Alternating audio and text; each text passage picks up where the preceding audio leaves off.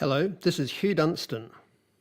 And Tim Roberts, and today we are going to review why supplementation with HDAA, the high demand amino acids, and exercise is vital for good health and well-being as we get older. Numerous reports are encouraging the ageing population to eat more protein as part of a healthy diet. Tim, what's the basis behind this? Well, protein's absolutely vital. Protein is made up of a string of amino acids joined together, just like a string of beads, and protein is therefore the way to supply those amino acids to the body. The body can make some of those 20 amino acids, but others are required to come in protein that you eat.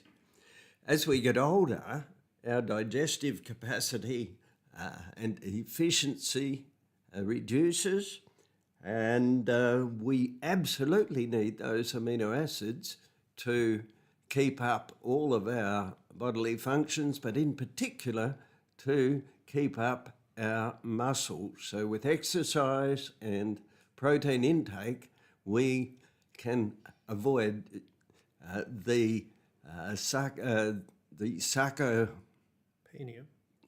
That's right, that's the word I was looking for. Avoid the sarcopenia of old age. So you talk about needing to eat more protein as you get older and the digestive efficiency goes down. Okay, that makes sense, but it might be difficult for people to eat that much protein because digestive efficiency does diminish with age. Therefore, you get things like it sitting heavily in your stomach. So how can we get around that as a member of the aging population? How can we actually get more protein or more of the resources we need to avoid this muscle wasting? Yeah, perhaps you're meaning we could take protein powders instead of eating meat, for example. But at the end of the day, there's still the problem of digestion.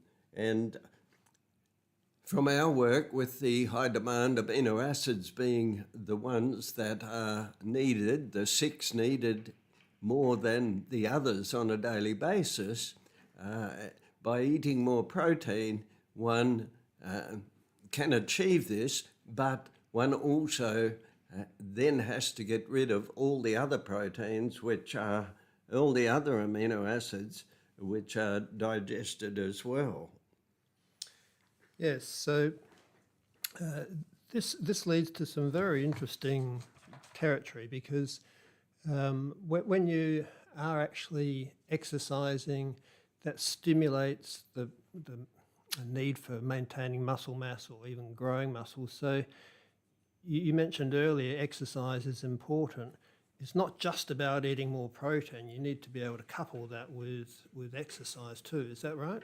Absolutely. The exercise is something that makes us feel good. Why do we feel good after exercise? Because the muscle proteins release a whole lot of signaling molecules to the brain to release endorphins, and so we feel good after exercise. But muscle also releases a lot of other hormones that affect our bone structure, make our bones stronger, that make our heart beat better, makes the pancreas, makes the liver.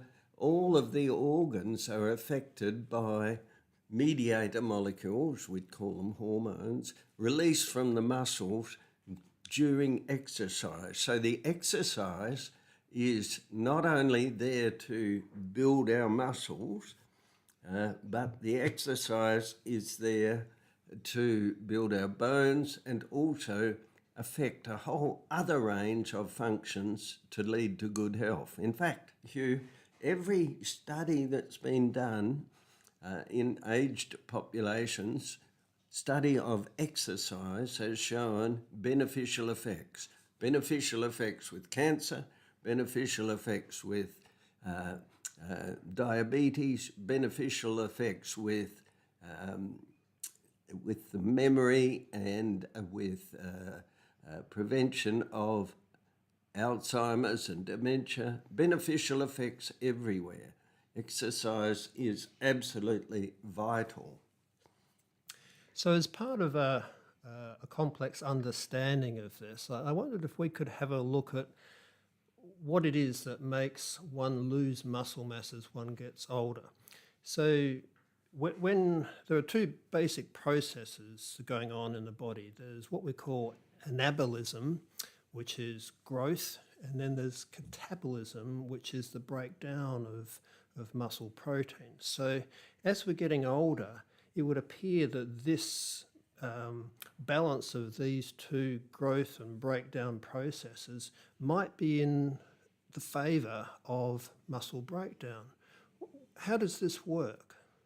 Well, the way it works is that the body constantly needs the building blocks for protein, the amino acids. It needs these amino acids every hour of every day to rebuild any protein molecules that might have been recycled.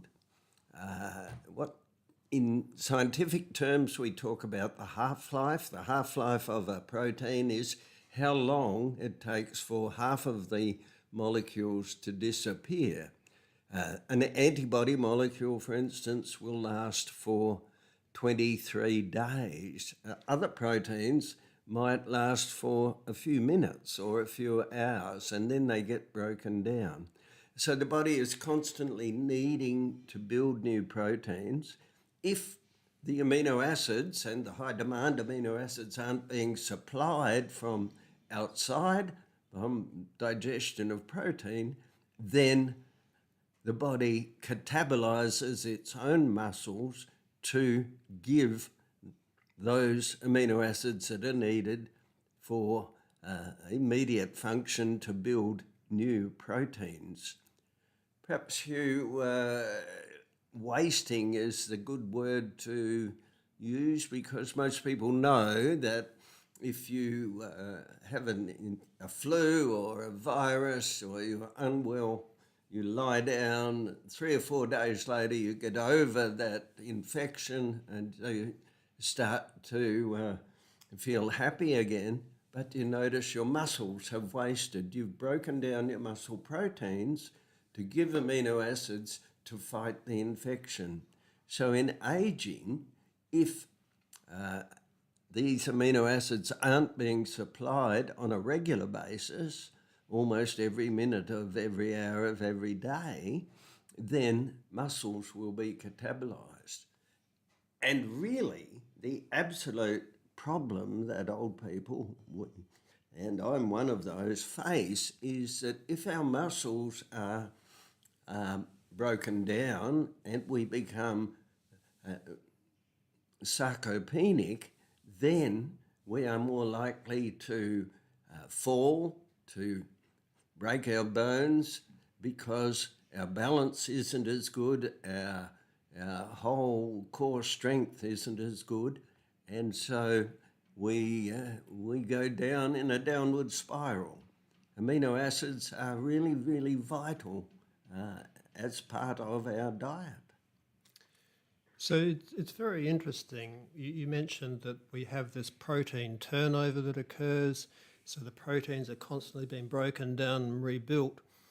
So if that were just as simple as it was, then I think it would be relatively straightforward, and one could assume that you won't be missing out on any specific groups of amino acids. But what the new research has shown is that this group of 6 amino acids, the HDAA, they're actually lost at much faster rates. Just sitting around sweating or exercising and sweating, you're losing them at anywhere from 5 to 15 times faster rates than the others.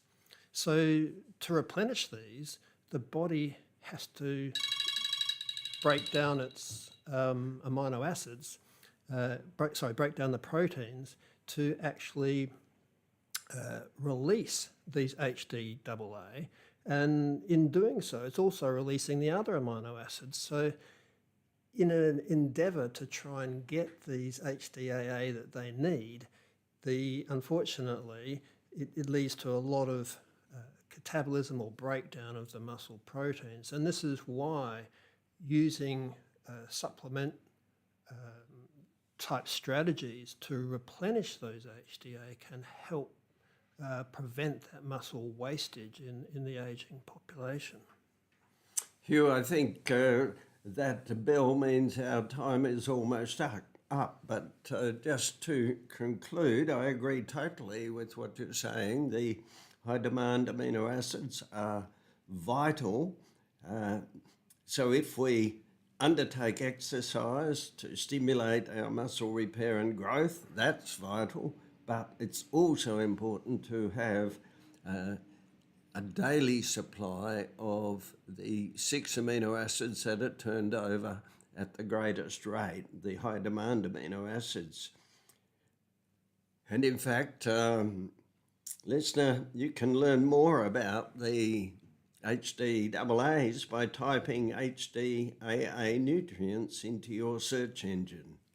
Remember, HDAA for active humans.